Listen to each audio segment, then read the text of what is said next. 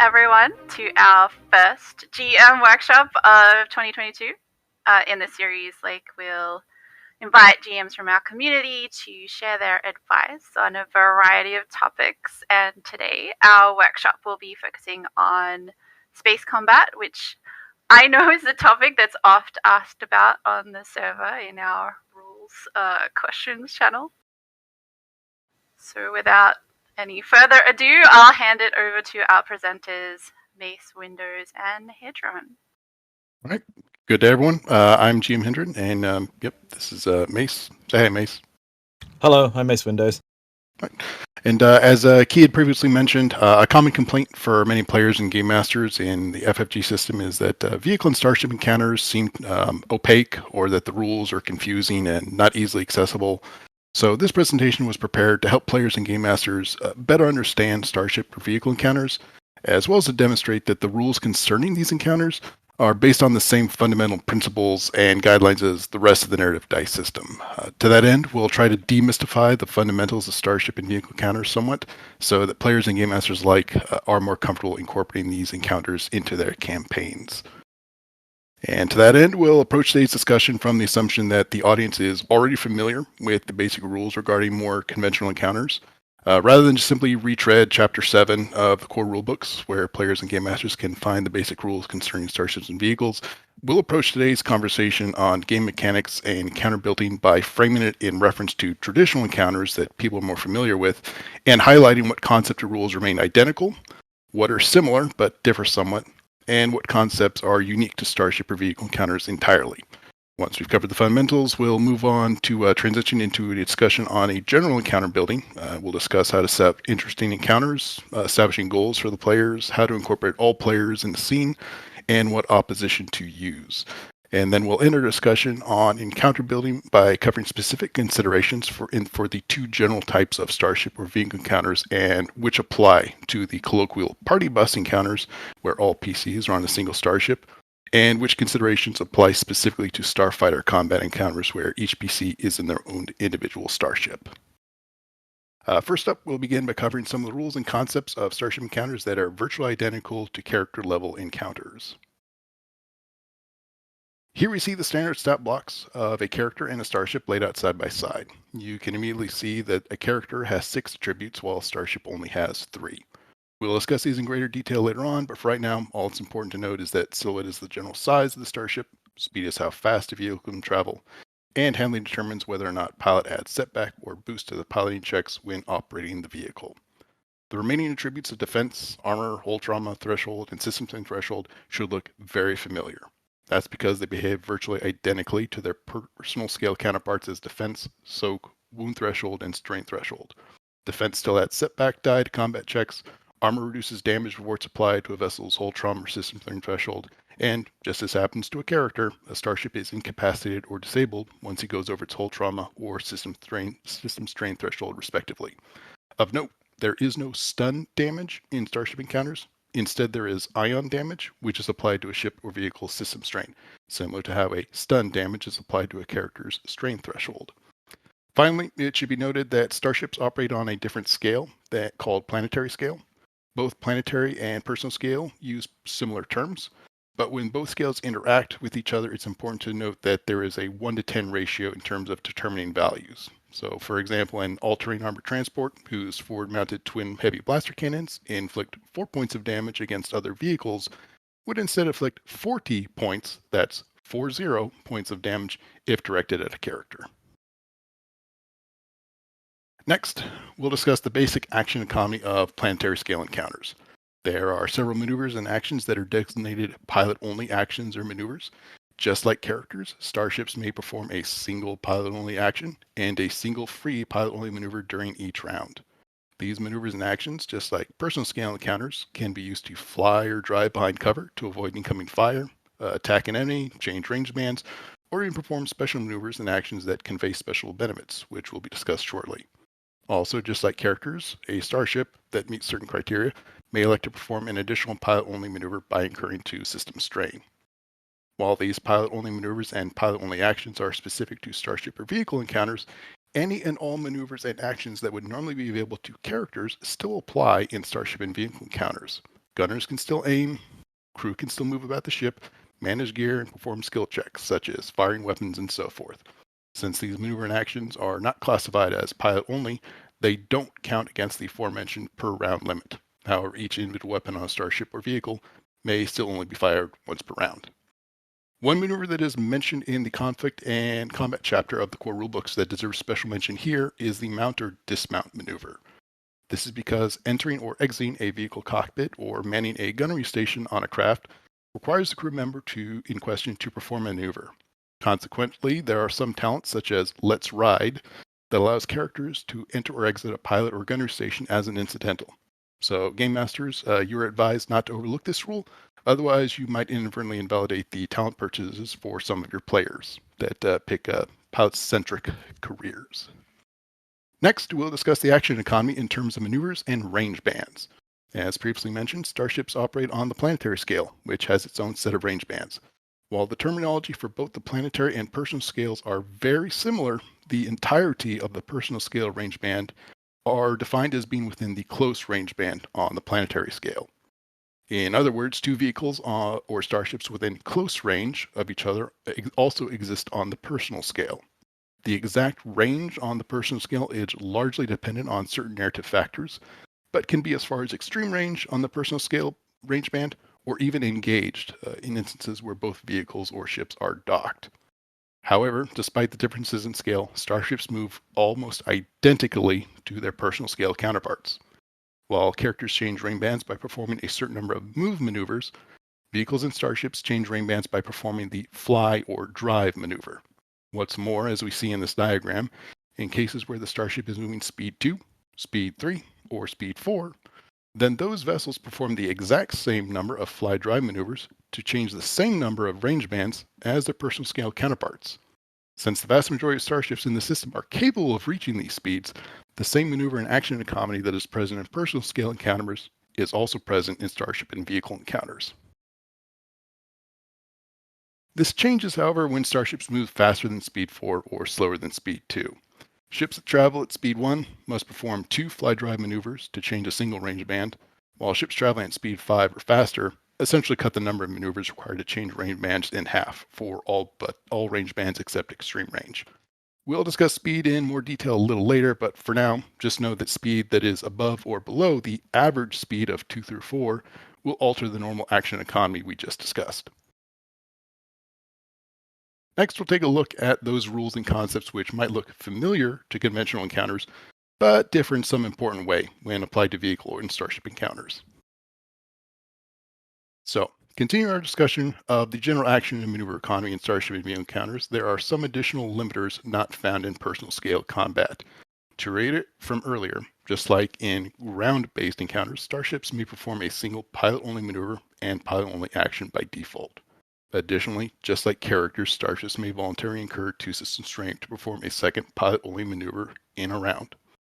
However, the only way a starship may perform a second pilot-only maneuver is by incurring 2 system strain. Unlike characters, vehicles and starships do not have the option to downgrade their pilot-only action into a second maneuver. Additionally, this option to perform a second pilot maneuver is only available to ships that are silhouette 4 or smaller. Capital ships, which are defined as silhouette 5 and larger, may not perform a second pilot-only maneuver in a round outside certain special edge talents that explicitly allow it. Also, these limitations only apply to maneuvers that are labeled pilot-only. Other maneuvers, such as angle deflector shields, are not pilot-only maneuvers and thus don't count against the limit of maneuvers that a ship may perform each round.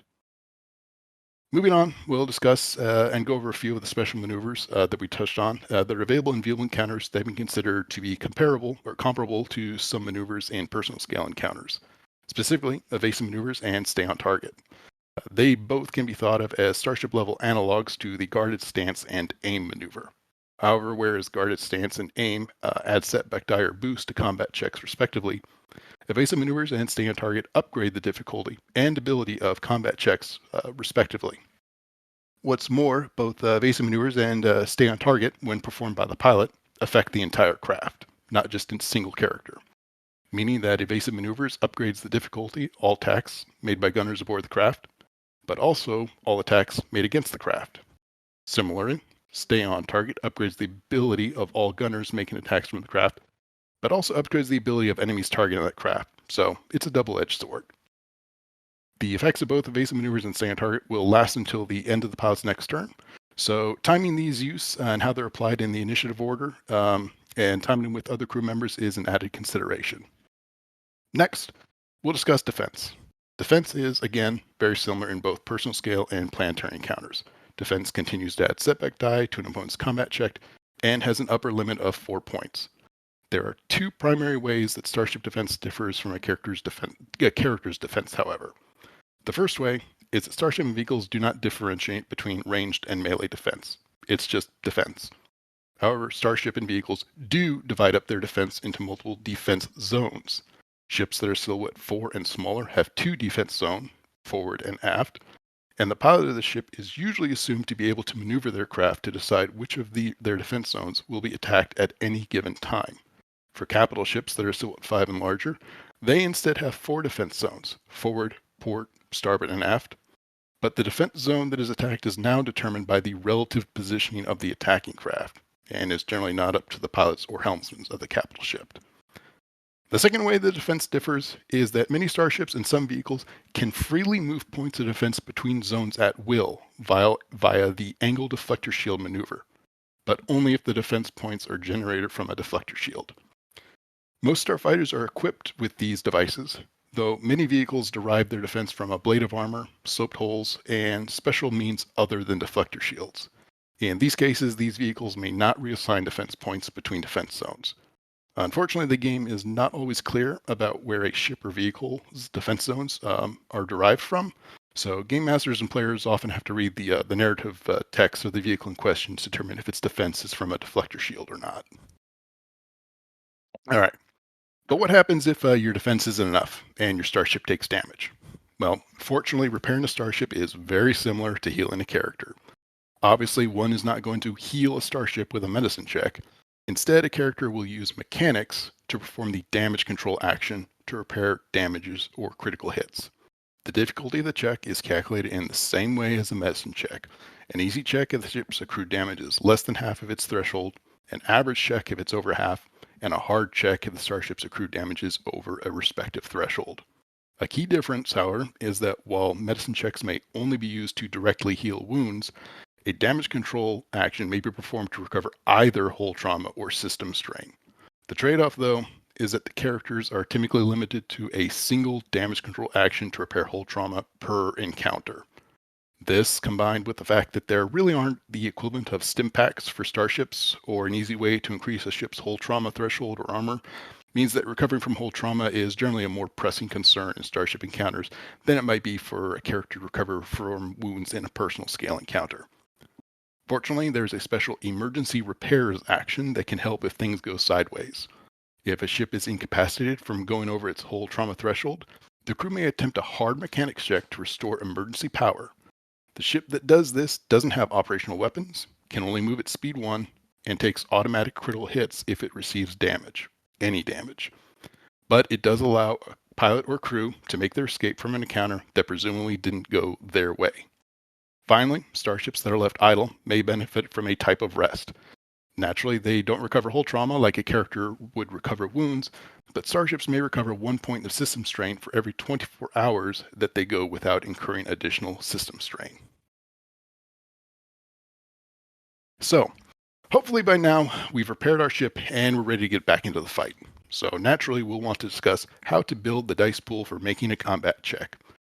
These parts of the rules may start to look a little unfamiliar, but they're still actually based on the same principles and fundamentals found in personal scale encounters. That's because it's important to remember that a starship silhouette operates on the same scale as traditional encounters. In other words, a Silhouette 2 Dewotan character is the same silhouette as a Silhouette 2 Airspeeder, and a Silhouette 3 Rancor is the same silhouette as a Silhouette 3 X-Wing. Furthermore, silhouette sizes affect the difficulty of both personal scale and planetary scale encounters in similar ways. When a character makes an attack against a target that is 2 silhouettes larger than they are, they decrease the difficulty of their check by 1. Or if the target is 2 silhouettes smaller, then they increase the difficulty of their checks by 1. These are all listed under the combat modifiers at the end of the combat and conflict chapter. This size differential mechanic is still present in planetary scale encounters. The only difference is that this game mechanic is now brought to the forefront and becomes the primary means to calculate the difficulty of a combat check for starships. In this way, starship and vehicle encounters can almost be thought of in similar terms as a melee or brawl-based encounter on the personal scale. Just as characters must move to engage range with each other, starships must frequently, given their often limited weapons range, move to close range of another starship before making an attack.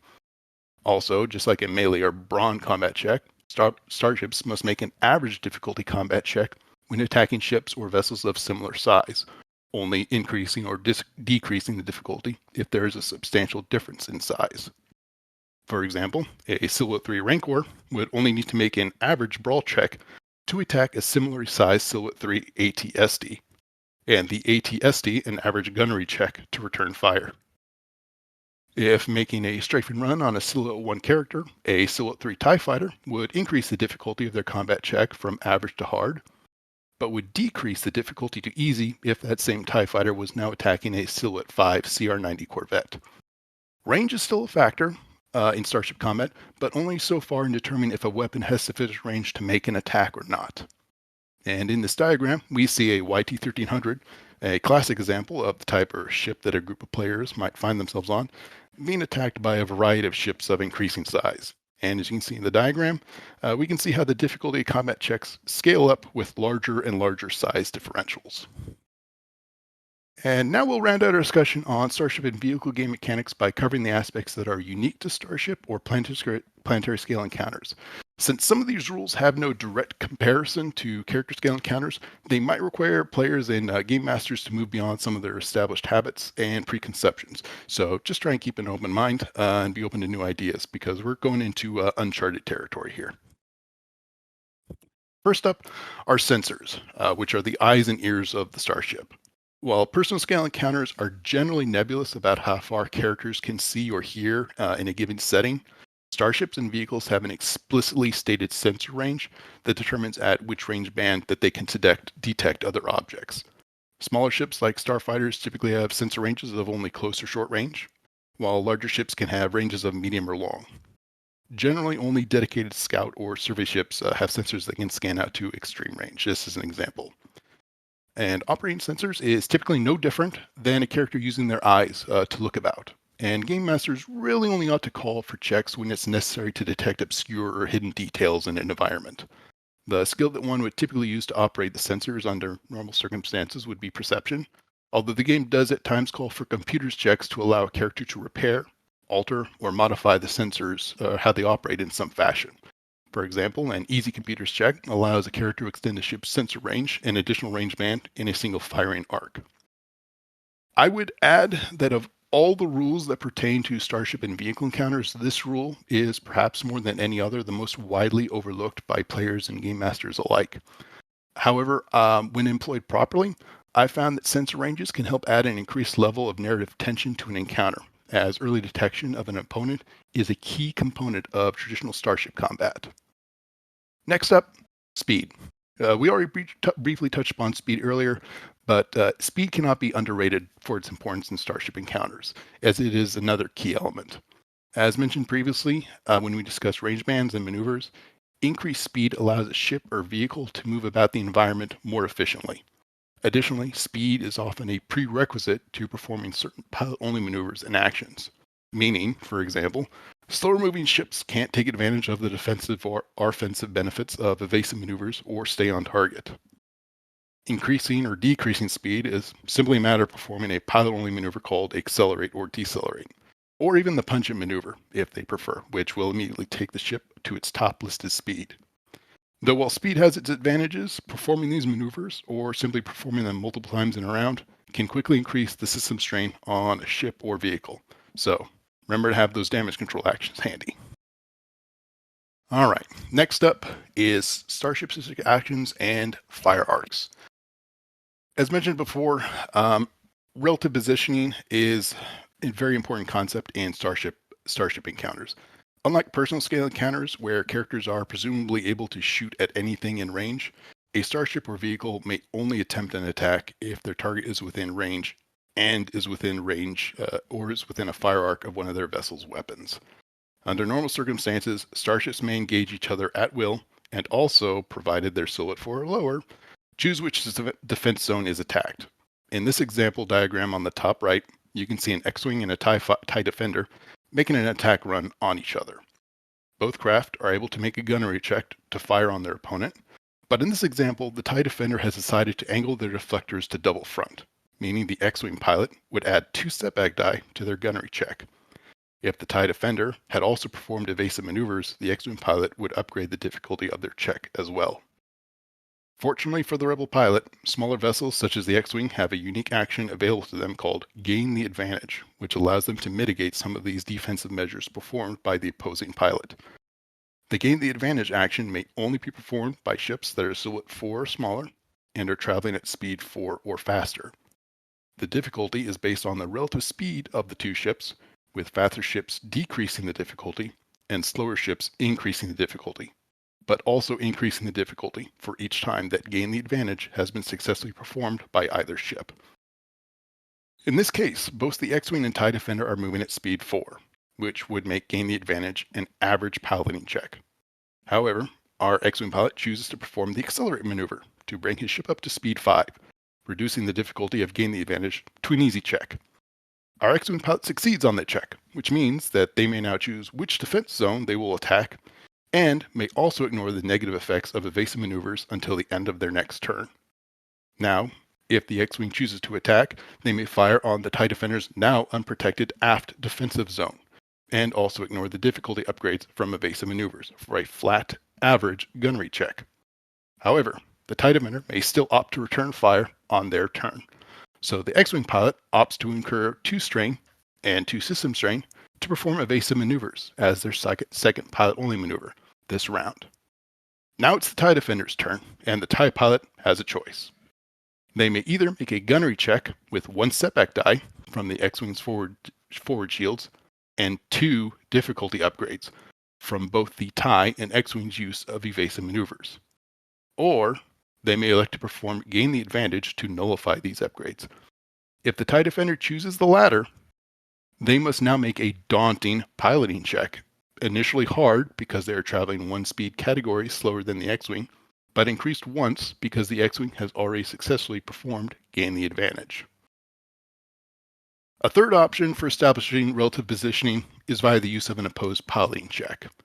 This use of the piloting skill is often overlooked, likely because it isn't addressed in the Starship and Vehicle chapters of the core rulebooks, but rather in the Skills chapter. Unlike Gain the Advantage action, the difficulty is determined by the skill and handling of the opposing pilot and craft. Also, while Gain the Advantage only determines which defense zone may be attacked, the suggested results of a successful opposed piloting check would allow a pilot to position their craft in such a manner that they now decide which fire arcs of an opposing ship may be brought to bear. In the third example of our diagram, we see that the X-Wing pilot, having successfully performed the more difficult opposed piloting check against the TIE Defender, has now decided to place their ship square in the aft firing arc of the TIE Defender, where the TIE pilot is now unable to return fire. It should be noted that opposed piloting checks are not limited to any craft of a particular size or speed, and can be performed by any ship that is attempting to better position itself against an opposing vessel. This can include snuff fighters, gunboats, light freighters, or even Mon Calamari star cruisers in an Age of Sail style combat situation. Now, the Starship combat rules found in previous iterations of the Star Wars role-playing game, published by West End Games and Wizards of the Coast, generally provided difficulty checks for specific maneuvers such as reverse throttle hops, barrel rolls, implement turns, and all the like. The narrative dice system, by contrast, leaves the actual implementation fairly open-ended and only gives general guidance for how to adjudicate the results of opposed piloting checks. Some players and game masters may find this lack of clarity frustrating at times, but game masters should remember that they are well within their rights to adjust the dice pools and adjudicate the outcomes of piloting checks to best reflect the narrative situation at their table. Players and game masters that are willing to lean into the narrative dice system and use advantage, triumphs, threats, and despairs to craft in-screen results can work together to help build games that feel epic and cinematic. So use your imagination. All right. Finally, before moving on to discussing encounter design, we'll finish our discussion on the differences between personal scale and starship-centric encounters by comparing some of the typical threats that player characters might be encountering in both. Given the wide variety of NPCs and starships, there are multiple outliers, so it's impossible to do an exact comparison. However, outliers aside, we're still able to identify a few broad trends. And by doing so, we're able to shift some of our habits and our expectations before we actually move on to building starship encounters. First up, by comparing a stormtrooper and a TIE fighter, some of the more commonly encountered adversaries, we see a few of these trends immediately start to pop out. Namely, the fact that ground-based minions will generally be able to inflict greater damage and at greater range relative to their starfighter counterparts. Conversely, even the relatively fragile TIE fighter, which has below average armor and hull trauma compared to other starfighters, still has a larger reserve of health than their stormtrooper counterparts.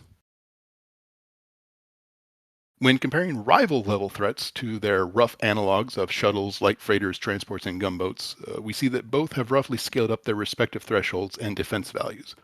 But we also see no appreciable change in the broad trends we observed in our minion and starfighter comparison. Personal scale threats still tend to inflict higher damage and at longer ranges, and starships still have relatively higher levels of defense and can absorb more damage than their NPC level counterparts.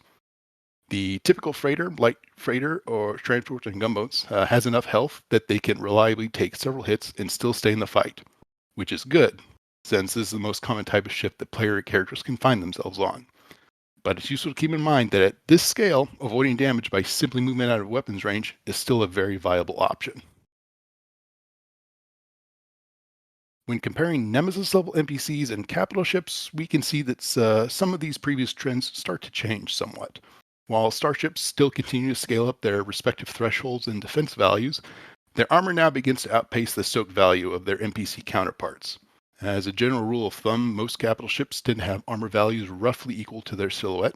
Corvettes typically have 5 armor, frigates have 6, heavy cruisers 7, and larger battleships and star destroyers 8 armor and above.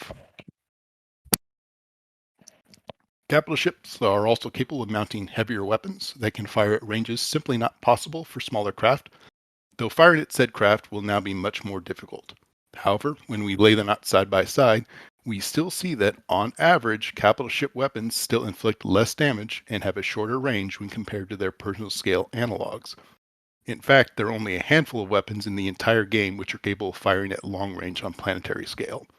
This highlights the fact that range is a special tactical consideration for most combat-oriented starship or vehicle encounters. All right, so we've gone over the crunch, we've gone over the rules. Now this is where the fun begins, and I'm going to turn over to Mace, who's going to give you some excellent advice on how to build interesting and engaging encounters. Thank you very much, Hidron, for that informative slideshow presentation.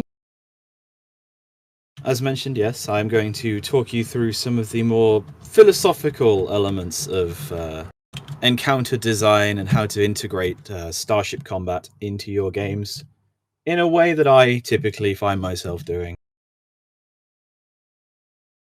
So, a lot of people, especially on this server, come up asking, and I see a lot of the same complaints and the same questions coming up time and time again when it comes to running Starship Encounters, which is fair because the rulebook is about 400 pages long.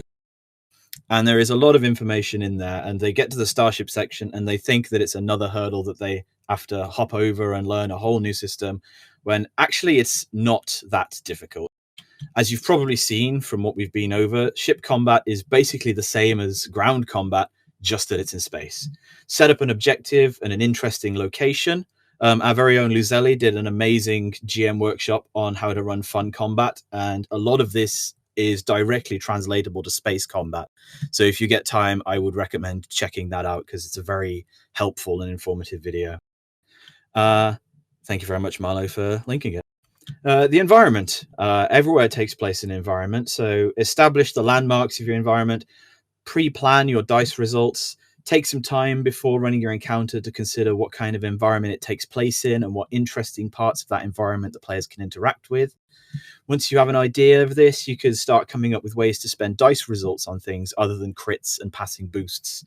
So toppling scaffoldings in building sites, for example, it could force the player to have to dodge out of the way with them with a piloting check, or it could, if they get a triumph, wipe out the fighters that are pursuing them to try and take them down.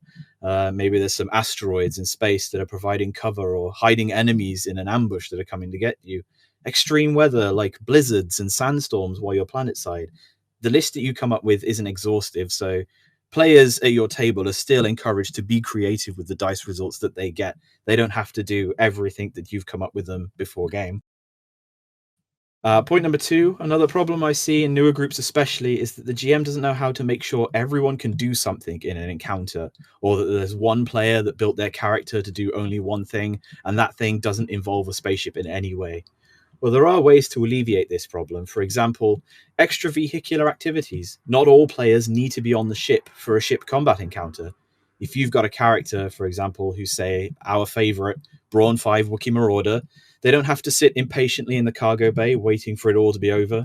Maybe the enemies have sent over something like buzz droids or boarders, or maybe the enemy ship's got a big grabby claw or a magnet on it. Your Brawn character could get in a spacesuit, get out the airlock and onto the hull, and they could fight off those droids and pry off the magnets manually using their superior strength, which ties into my next point.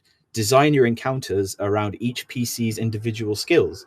The face might need to sweet talk some mercenaries that are simply sitting on the sidelines watching how the fight's playing out. Like a neutral party just wants to see how it's going.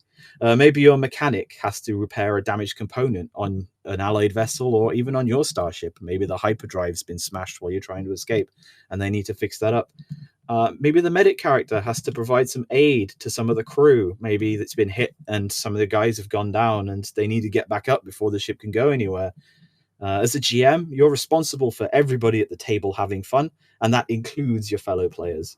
When they make characters for your game, they're telling you what kind of things they want to be able to do. That applies to all aspects of the game, not just space. You don't need to cater to every single one of their needs, every encounter, but you do need to make sure they don't get bored. Those previous examples are just a few ways you can provide more to do than just flying and shooting, but take some time to look at your PC skill sets and see where they might fit into an upcoming Starship encounter. Alternatively, this is something that I do in my games now, you and your players can establish your ship roles during character creation. This way, everyone has their place already determined on the party bus. If everybody has put some skill and maybe some talents towards what they want to be able to do while on a starship, then times when they sit around bored shouldn't happen so much, if even at all. Bring it up during your session 0 that you'd like to give everyone something to do during space battles, and they'll tell you what it is that they want to do. The third thing I see most often asked about is how to make a balanced encounter and how different types of encounters should be run. Truthfully, I don't run balanced encounters in my game. I put the party up against what I think makes sense in the story, and it's up to them to figure out how they get out of it. But regardless of how you build your encounters, here's some key things to remember.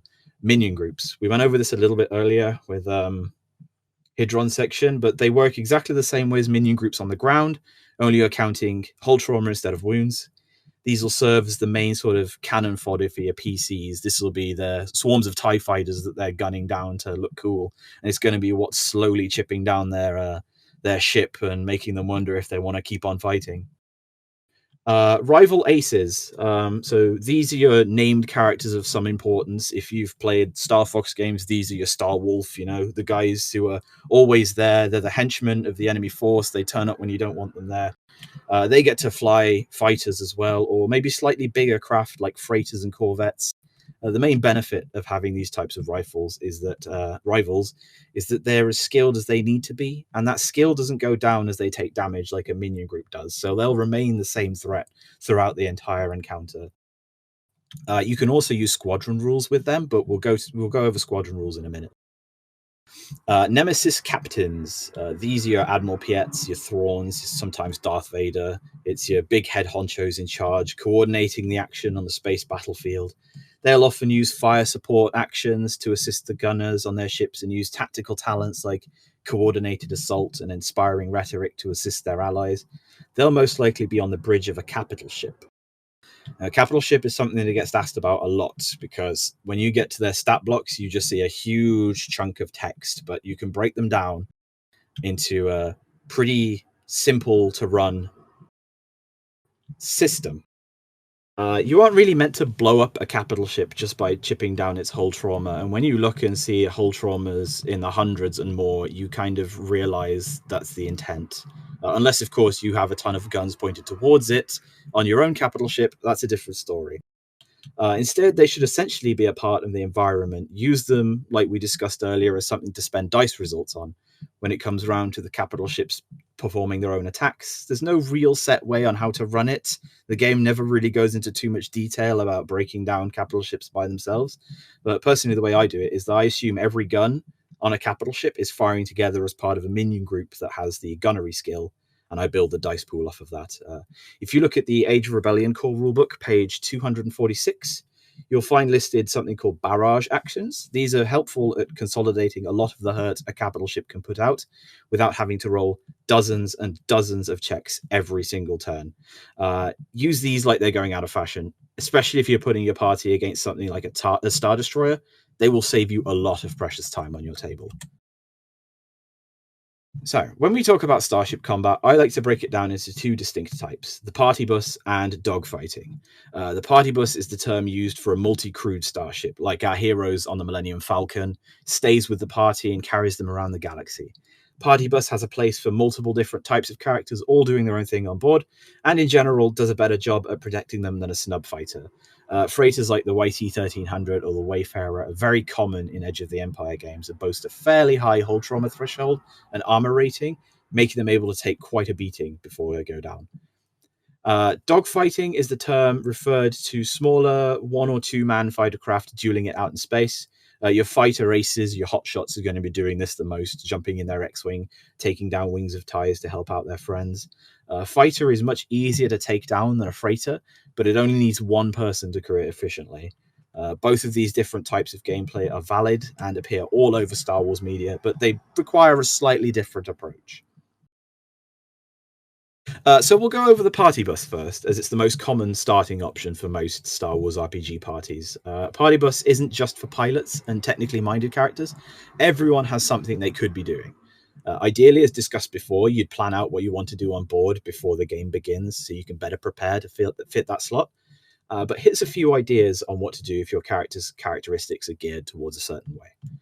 So if you've decided to play a brawn character, there is the manual repair action, which is one of the additional Starship actions listed in the Starship Combat chapter of any core rulebook, which essentially uses athletics to perform some manner of repairs on the ship and allows recovery of hull trauma. Clearing debris, consider having parts of the ship fall off and block vital corridors and systems unless cleared. So perhaps the engineer needs to get to the room with a hyperdrive in it to be able to repair it so you can escape. However, the ship has taken enough damage that one of the support beams of a corridor has collapsed in and he can't get through. He's too big to squeeze through and he's not strong enough to lift it. So the guy with the muscles has to come in and pry it open so his buddy can crawl in and get to the back. Unjam Jam's very similar, so doors getting stuck. Maybe the landing gear took damage and you can't land the ship without damaging it until someone gets down to the lower decks and kicks it back into place. If you're on a capital ship, you might have to carry injured crewmates, especially if you're on something like a cruiser, which has hundreds of allies. Maybe it took some damage. Some guys have dropped down on the ground. They're injured. They're unconscious. And they need to be carried off to sick bay. Otherwise, they might die. If your main characteristic is agility, it should be fairly obvious what your character is geared to do. Piloting is very obvious. Co-piloting is something not a lot of people know about exists. This is another additional action. It can help you navigate dangerous terrain. Essentially, you perform checks to make the pilot's piloting skill easier. You downgrade the difficulty that's set during dangerous driving checks. The gunner sits in the ship's turrets and blasts incoming foes, debris, etc. Most freighters have 1 or 2 gunnery slots. The Wayfarer in Edge of the Empire only has 1, but you can always add more with modifications. Intellect-based characters basically do anything you want. The rulebook comes with tons of rules as written actions for intellect skills, such as jam enemy communications, boost the shields, repair system damage, system strain, slice the enemy systems, and spoof missiles. It's all there on that table in the combat chapter. There's not really much more to add to those. There's a big exhaustive list, and it's quite clear that they did those first and then thought we have to give everyone else something to do as well, so we'll come up with some other actions. But something else you could do as an intellect character is knowledge checks. They're skills for a reason, and they often go underutilized in a lot of games, I've noticed. But perhaps you can use your knowledge skills to determine critical weak points. Maybe your character knows about the designs, or maybe they've studied the blueprints of this particular type of vessel, and they know all the weak points that they can exploit. Or maybe they are a military genius, a tactical genius, and they're able to analyze the enemy's tactics and utilize a counter strategy to give their allies bonuses to act on the information that they can provide. If your character's main stat is cunning, you can always navigate course. The perception skill can be used to guide the pilot through difficult terrain. It's not quite the same as dangerous driving. Difficult terrain provides setbacks mechanically, and it's usually reserved for things like debris fields and nebula messing with the ship's engines. But the navigate course action can reduce setbacks added to the pilot's piloting checks. Operate the sensors. You can use the ship's scanners to gather info on enemy ship, and you could probably, using the perception skill to use the scanners, make knowledge checks easier to find those weaknesses, as we discussed earlier. You can perhaps find something that looks unusual on the ship's sensors and pass that information on to the guy who knows everything about ships, and he's like, oh, maybe that's not supposed to be there. We can exploit that to our advantage. Overriding systems. Consider letting players use skullduggery to bypass ship safeties or otherwise bodge the systems. Now, this can be covered quite easily by the mechanics skill. You are mechanically altering the starship, but at its base, the skullduggery skill is used for forcing things to do something they're not supposed to do, which you could very much apply to haphazardly bodging things in the ship's components, such as like Rey bypassing the compressor in the cockpit of the Millennium Falcon in Force Awakens. You could easily have that be a mechanics or skullduggery check. Just ask your GM, see what kind of things you can do. The worst that can happen is they say no. If your character's main stat is willpower, there is the fire discipline action. It uses the discipline skill, and it can be used to upgrade the skill checks of your allies on their gunnery seats. You can use the vigilance skill to spoof missiles, and essentially what that does is uses the computer's systems to intercept incoming missiles and making it more difficult for them to hit you. The exact way that it works is entirely up to how you describe it within the action, because you are using vigilance to make missiles harder to hit you, which sounds strange mechanically, but come up with your own explanations on how that works. Stay focused. Discipline skill is also used to resist fear when the situation changes. So perhaps you and your crew have got the upper hand when suddenly that familiar large grey triangle drops out of hyperspace in front of you, causing everybody on board to freeze in a moment of terror. Your character, with his high willpower and his high ranks in discipline, is able to take charge of the situation because he is not fazed by this at all. Perhaps you could order a surrender. Probably not against the Star Destroyer. It very much depends on the circumstances that you're in, but perhaps you've beaten off some raiders to within an inch of their lives and their ship is crumbling apart, and rather than finish them and destroy them into vapor in space, you could call them on the comms and say surrender or die, using your ranks of coercion, and who knows where that could lead. If you're a presence-based character, fire discipline is also an action available to you using the leadership skill. You could coordinate strategies, leadership checks to order the crew or allied squadrons, etc., into better position, provide bonuses for you and your crew while you've ordered the fighters to draw off some of the incoming enemy fighters. Stay cool, very similar to discipline. You can use cool to keep calm in stressful situations, and obviously you could use cool as a initiative check. So your character with their high cool will be ready to go into battle and act first. Leadership as a skill can also be used to help assist players with their own fear checks. So if they've not got as much discipline as somebody else on board and they've failed their fear checks when the Star Destroyer comes in, your character can talk them into performing better. Negotiate. Similar to ordering a surrender on a vessel that you've clearly bested, you could speak to some opposing crews, maybe even mid-battle, if you've suddenly realized that you and your opponent have nothing really to fight for. You're just simply battling for the sake of it. You could perhaps strike a deal with them or work together against a bigger threat that's just turned up. So as you can see, there's plenty of things to do with just a little bit of creative thinking. This is by no means an exhaustive list, simply all the things I could think of that would fit into this presentation. So feel free to come up with your own ideas, either by yourself or with your players. If you are a player, ask your GM if there's something you can do. Remember, the worst thing that can happen is that they say no, and they very likely won't. On the matter of dogfighting, a common complaint is that it feels very rocket tag, and it's usually those exact words that are thrown around is rocket tag. Whoever hits first wins, and that can be true to a certain extent. I don't think it needs to be the case all the time. So what can we do to help these problems? The first thing we can do is utilize squadron rules. Squadrons can take damage for PCs, allowing them to last longer in battle. Almost all depictions of dogfighting in Star Wars involves whole squads of fighters battling it out with heavy losses on both sides. You can find the squadron rules in the Age of Rebellion GM kit, and you can also find a slightly revised version on page 136 of Rise of the Separatists. I'm not going to go into a full breakdown of the rules, but essentially what they do is they let you fly with a squad of starships, which provide helpful bonuses. And as I said before, more importantly, they can take damage for you in the place of the players. For example, if Luke Skywalker was a player character, when he was very keen to use the squadron rules at the Battle of Yavin, because he blew through nearly all of his allies during the trench run, and he still took a hit and still lost his astromech. Temporarily, he got better. Utilize the environments, as we also talked about previously. Pre-plan your result spending based on the environment you're in. In addition, you could allow piloting checks to gain better positions, break line of sight, etc. So something a lot of people neglect, especially while dogfighting, is the area that they're fighting in. As a GM, if you're going to run a combat encounter in a big empty space and exchange shots with an enemy until someone dies, it's not going to be a very important or memorable encounter.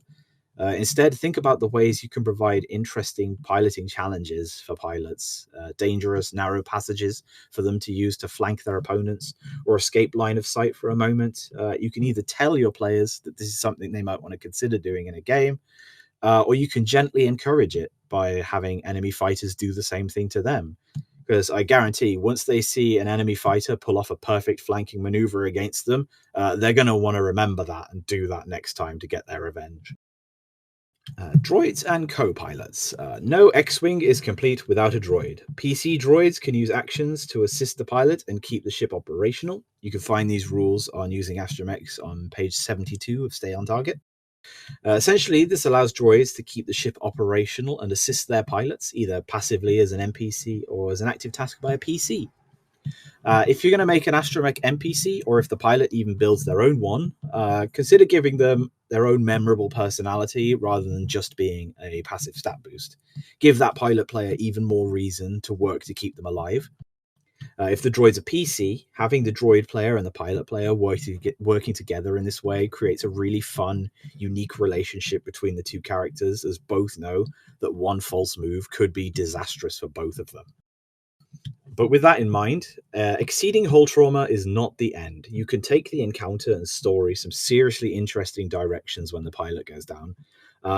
Maybe some groups of stormtroopers begin advancing on the downed pilot to capture them, forcing the players to rush to their aid. Maybe the downed pilot can still use some of the onboard ordnance and weapons to fight on the ground for a little while. But with the ship in disrepair and the downed pilot rigging torpedoes to blow as a last resort trap, it's important to keep in mind that ammo and repairs cost money. Don't risk your ship if it's not necessary, and don't fire off all your heavy ordnance at once. A problem a lot of new GMs have is that they don't make their players keep track of how many torpedoes or missiles they're firing. As a result, the pilot player will rinse most encounters by firing off a torpedo and taking down a whole squad of TIEs and simply waiting a turn and doing it again without little consequence. Page 229 of Edge of the Empire, page 242 of Age of Rebellion, and page 236 of Force and Destiny all list costs for the ordnance and the heavy weapons. And with proton torpedoes especially, they come in at a whopping 750 credits each, and they're restricted, which means they're very hard to find. As a GM, you could never be too stingy with proton torpedoes, and as a player, you should hold on to those things until you absolutely need them. Because if your GM decides you can't find any, then you come up against a gun corvette that's specifically designed to shoot down your ship, you're going to have a really bad time. So, we've talked about how to plan your encounters and make them easier to manage on a mechanical level. Let's talk about how to make it more exciting in a narrative and gameplay sense. This can apply to either party bus or dogfighting, so feel free to use these wherever appropriate.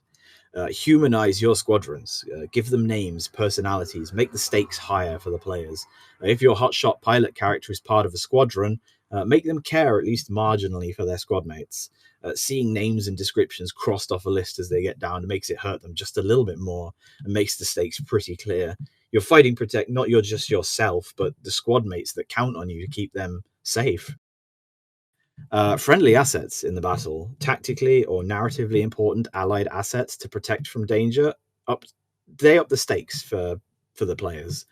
These assets really can be anything, but the best ones players care about the most aren't just the ones they're told to protect as part of the mission, but the ones the players want to protect. So maybe it's a corvette carrying established NPCs vital to the story, or maybe that corvette has an onboard sensor suite to coordinate tactical data with the fleet. As we talked about before, starfighters and freighters have very short-range sensors by default, so having something that allows the players to see enemies long before the enemies see them is a great help, and something they'll want to fight to protect. Put it in danger and watch some of them break off from the main objective to go and protect it. It's something you can easily spice up the action with. As well as that, tempting targets. The objective is clear, but taking down that turbo laser that's firing at your friends would be very helpful and very cool. Doesn't have to be a turbo laser. Maybe it's the enemy's own sensor corvette, something that's separate from the main objective, but will provide the players with a benefit if they go out of their way to take it down. Like a capital ship mulching laser, an experimental new fighter craft. It really can be anything you come up with. In an Age of Rebellion game, this could even be tied to a player character's space superiority duty and award them a hefty reward if they go out of their way to destroy it. Be careful about punishing players for not going after it, though. Sometimes they just want to stick to the objective and not take the risk. Sometimes it'll make sense for it to punish the players in some way, perhaps by taking down allies or disrupting the party's abilities temporarily, but generally it should be a bonus for completing it instead of a penalty for missing it. Destiny points, as always, should be spent by both sides to add interesting twists to the stories and the scenario. So as we've talked about over these previous points, you could use Destiny points to introduce new targets for you to attack, or new situations for you to break off and have to protect. Maybe you spend a GM dark side points to say that one of your squad mates has broken off from the formation, is being pursued by TIEs. Do you stick to what you have to do to get the job done, or do you go and help your buddy who's in out of his head and is terrified and he's screaming at you for help? As a player character, maybe things are not going your way. You're about to be tractor beamed into the hangar bay of a Star Destroyer. You could spend that Destiny point to say at the last moment one of your squad mates or a friendly corvette comes flying in and takes out that tractor beam at the last moment, giving you a chance to escape. Again, really the worst thing that can happen is your GM says no, but the story points are there to spend in any way you could think of to get you out of sticky situations, and as a GM to create sticky situations. Pursuits and chases. Chase sequences. High value enemy target is fleeing the scene. Take them down. Our very own Wilhelm Screamer did a fantastic previous workshop on chases and pursuits, and I encourage you all to take a listen to that when you get time. It covers not just space, but ground and vehicle and on-foot chases too. So it's a great resource to have. But chases can always spice up encounters, even in space. Maybe the Admiral's ship or the escape pod starts to flee, and the players need to take it down or capture it to interrogate him. Maybe a missile is fired towards the surface of a planet where your rebel friends are, and the players need to intercept it and destroy it before it hits and takes everyone out. always try and think of it as a movie and what problems can come up to complicate the situation and make it a more interesting payoff to watch. Because I guarantee if you look at it more from an audience perspective, even as a GM, you're generally going to run more cinematically interesting and more investing games. So that comes to the end of my section explaining how I approach designing starship encounters and how to integrate narrative twists and other interesting objectives and keep the action going in interesting directions without it getting stale. Thank you, everybody, listening for both of us rambling for about an hour. Now is the time where we turn it over to you guys who have had any questions, and me and Hidron and Key will be happy to read them out and answer them. Firstly, thanks both of you for rambling. That was really awesome. We have, I think, 2 questions that I can read out so far, anyway. Do you need to rely on mass combat to have swarms of TIEs without having to put them all in minion groups, which would make for large pool gunnery checks and lots of damage to the party bus? Yeah, I'll give you a break, May, since you just finished doing a lot of talking, and I can take this one. I already saw some excellent advice come in through the chat, but just for the benefits of the recording and the people watching in the future, I'll just go ahead and cover this right now. Personally, I don't like putting more than 4 starfighters into any single mingle group. Anything larger than that feels, kind of like as a GM, I'm playing dirty pool. And it's also like a personal bias just from watching the films and playing the old X-Wing and TIE Fighter games where we typically only see 4 TIE Fighters flying together in their like little cross formation. And also the fact that basically in the lore, we see that each squadron of TIE Fighters is divided up into 3 flights of 4 craft each. So that's usually my personal self-imposed limit on minion groups. But if you're wanting to use swarms of TIEs in an encounter, you can definitely use mass combat and add or subtract minion groups to the initiative order based on the results of the mass combat check. And as was mentioned in the chat, phalanx rules is also another option. I actually have personally seen those successfully used to represent TIE swarms to great effect. So those are definitely 2 options. But yeah, you certainly don't want to bloat your initiative order by giving every TIE minion group an initiative slot. That's going to slow down your combat. It's going to turn into a slog. So you really want to limit it. No matter how you handle it, whether you use mass combat or phalanx rules, I would recommend, you definitely try and keep your TIEs that aren't immediately attacking the player character's ships kind of in the narrative background. Keep them as like background scenery dressing and only pull them out of the background scenery as the scene dictates, as the dice results demand it. Nice. Second question. What do you folks do to hammer home run like run or similar directions to prevent or redirect players from looking at the solution to space combat as destroy everything that has relative speeds the same as yours? How do you run the jump to hyperspace, fleeing, and chases where continued combat would potentially exceed hull trauma on PC ships? Just make sure that you're establishing that the encounter is, there's an objective there to perform, whether that's like rescuing escape pods or striking at like a ship undergoing repairs, an Imperial dockyard. Just make sure that the kill everything is not the goal. And then once the players finish that objective, then they can worry about not getting shot down. If the goal of your encounter is specifically to run away, make it very, very clear that they cannot overcome the situation just by staying and fighting. Because if there's even a possibility that they can, the players will want to try and do that.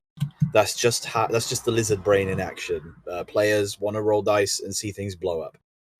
So as things get destroyed, introduce more. Flip a destiny point if you have to. A second capital ship turns up and starts spitting out TIEs at you.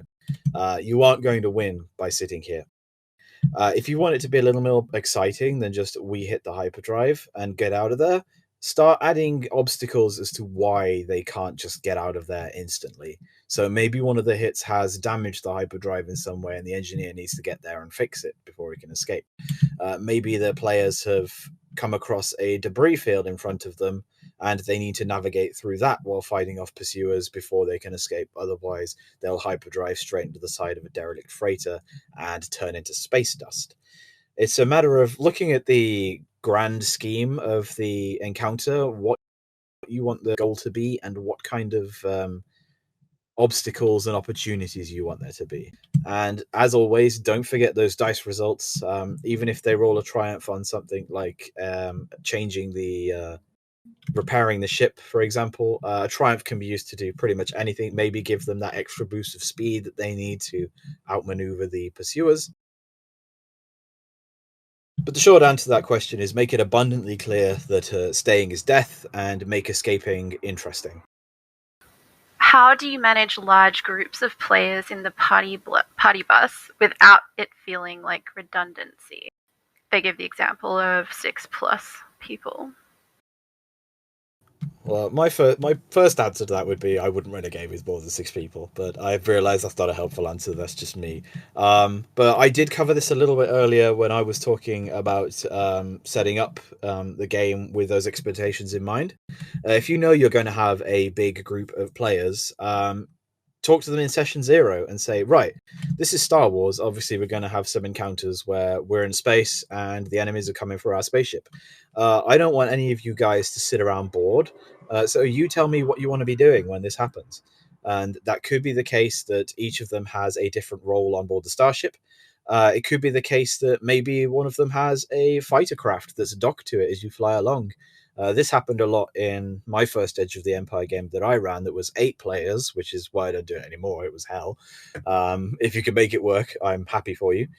But essentially, they converted the cargo pod on the Wayfarer into a small hangar bay, and 2 of them had their own fighter craft, which they kept docking there. And whenever they got into a starship encounter, they ran over there, got in, and shot out to help. And I found that when they each had their own starship to look after and maintain, they got a lot more invested in it, and they weren't just sitting in the canteen waiting for the ship to stop shaking and the lights to stop flickering. So, short answer is ask the players what they want to do. Yeah. Just to add on to that, just a free rider onto what you just said, Mace, I would also say is don't forget that while the space combat or planetary scale encounter is gone, you can still have personal scale encounters on the ship. If the players are, whatever they're doing, if they're transporting a prisoner, maybe he gets loose. Maybe cargo comes loose and people have to chase after it before it runs around and causes damage. Or if they're on a larger ship, maybe they start taking on boarders. And so like the combat characters, that weren't doing anything, they have to go run off and fight off enemy invaders while everyone else is busy with the space battle outside. But yeah, get creative with it. How do you handle space combat with a virtual tabletop? Do you put out a full battle map with movement in grids or generic zones? I would say it comes down to if you're doing dogfighting or party bus. If you're doing party bus, then it probably works to just put the player's ship right in the middle and have all the enemies kind of around it, moving around. And so you just have that frame of reference being the ship. But yeah, Starfighter combat, you might have to shift it out different and have it use a different frame of reference because everyone else is going to be moving individually. Mace, do you have something else to add? Yeah, personally, I run, like if I want physical representations, I'll run personal and starship combat exactly the same way. And that's I have 5 or 6 columns, and inside a column is short range. 1 column and 2 columns are medium range, and then 2, 3, and 4 is long, and then 5 or more is extreme. I don't worry about exact positioning because I don't think it's too important. You can be fast and loose with that in a narrative dice game. But essentially, it helps to have something on the table to keep a track of where everybody is, and I do that just by moving tokens across columns. This next one's for you, Mace. When is your next Starfighter game? February 31st. Very good. Well prepared. But as an actual answer, keep your eyes on the event chat. I'll just say that. And speaking of things we prepared earlier, we have a request for an example of a space combat encounter for a common scenario. Keep your eyes on the events chat. Outside of the starting ships offered in Edge of the Empire, are there any good ships you would recommend to a starting group? Sea Rock Gazanti. It's a very good Silhouette 5 ship, very tough, got decent guns, and it's surprisingly affordable if you look at the price. It's probably not something that you're going to afford normally through gameplay just by gathering money and buying it, but it's a valid starting option, and it's personally one of my favorite starships for a party. I think it's in No Disintegrations, the Sea Rock Gazanti. Do you have any favorites, Hidron? No, the Sea Rock is definitely a good one. I would definitely say, I mean, called me old school and cliched, but yeah, I think the YT 1300 in the Edge of the Empire, that's a classic, man. It has 6 hard points. You can upgrade it fairly easily. You can personalize it, make it your own. And Wayfare and Fire Spray, those aren't bad choices either. But yeah, Sea Rock is good. But I say it's like, yeah, those are 3 solid choices that the book recommends right out of the gate. Sorry if I'm boring. If you have an Imperial party, the Decimator, I can't remember the exact model number. I think it's YV49, something like that. VT49, I think it's VT49. in fly casual, I think. That is a very good ship for a starting Imperial the evil party. Millennium Falcon. It is an evil Millennium Falcon. You look at it and you go, "Wow, that is evil Millennium Falcon." It's got spikes. And that is on page 55 of Fly Casual. So yeah, for those Imperial parties out there, definitely check out the Decimator. I can recommend that one as well. The question on senses. If you're tracking things at extreme range, but sensors only typically go to short plus or minus a range band with active scanning, how do you have them flying towards each other? Is it some sort of combination of communication between those in sensor range or those not in it? Yeah, so a common example from the movies that I'll always point out is the Battle of Yavin. When you have the combat controllers on base 1, presumably they have extreme range sensors because they're able to talk to the pirates. They say, "Squadron leaders, we picked up a new group of enemy signals, enemy fighters coming your way." And meanwhile, the rebel pilots up on the disboard's like, "I can't see anything," because their sensors are so short long. So that's something that Mace had touched on before earlier, is make sure that you give them like support ships. And it doesn't need to be a base or a capital ship. Even the A-Wing fighter, which a lot of people overlook because they just initially only look at the whole trauma and system strain, has medium range sensors, which means 2 of them working together can cover like sensor ranges out to long. So yeah, definitely don't discount sensor ranges. But even if starfighters are kind of technically outside of the sensor range and the players wouldn't really have like a full 100% reading on it, you can still play with it a little bit. This is a narrow system after all, so you can say, you're getting trace like EM signals just at a sensor range, or you're picking up like ionized radiation that's like indicative like a starship having come through. Or if the ship is like particularly big, like a Star Destroyer or capital ship, I mean, that thing is going to be throwing off lots of energy. So even if they're technically outside of range, like the players will still be able to pick up some residual traces of other starships in their area, even if they're technically outside of sensor range. So that's my advice there. Make sure that the players have some sort of support capacity, because when you see it in the movies, that is important. Starfighters still have like support that's feeding them that tactical information. And then just also you can be a little fuzzy with your narrative justification of sensors and still give them some trace amounts of information, even if it is technically outside of their sensor range that's listed. Also, quickly to point out, Venny, yes, I can't believe I forgot the Lorinar E9 as a starter ship. It is a fantastic vessel and I love it.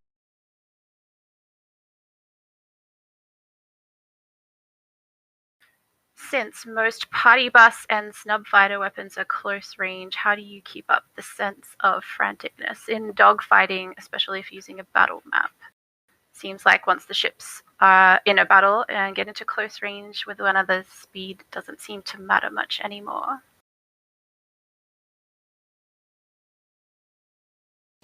Environment. That's the key component to making any encounters frantic or fun or interesting, is the environment you're fighting in. So you are correct in that if you're fighting in a big empty vacuum and everyone's at close range and they have close range weapons, they have no reason to move at all. They'll just simply trade shots until one of them dies. However, if you introduce an interesting environment to that, such as simply like inside of a space station, where it's a little bit more narrow to navigate, or maybe around rock formations with a dust cloud rolling in, or a building site, you can start to introduce things with dice results that force them out of position, or force them to take actions that wouldn't be I shoot at them, or I stay still and don't bother getting out of the way. Yeah, just look at the example of the Battle of Scarif in Rogue One. There's a scene in there where a flight of X-wings, to avoid laser fire, they kind of dive into the support struts, and they're flying in and out of the support struts of the shield gate. The PC in charge of the squadron probably rolled a spare, and he lost one of his squadron mates. But for that entire round, it doesn't matter that they were in close range. The TIE fighters and other ships, they couldn't shoot at them. The objective as well is fairly important. The players should have something to do in a battle that isn't kill everybody else. And if they're going to spend their time killing everybody else, then the objective is going to fail.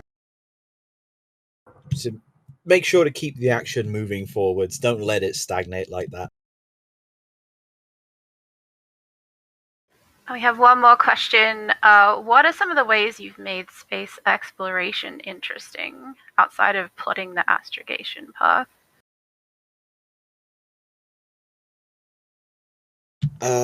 Making exploration interesting. What I do is I just simply find interesting things for them to discover.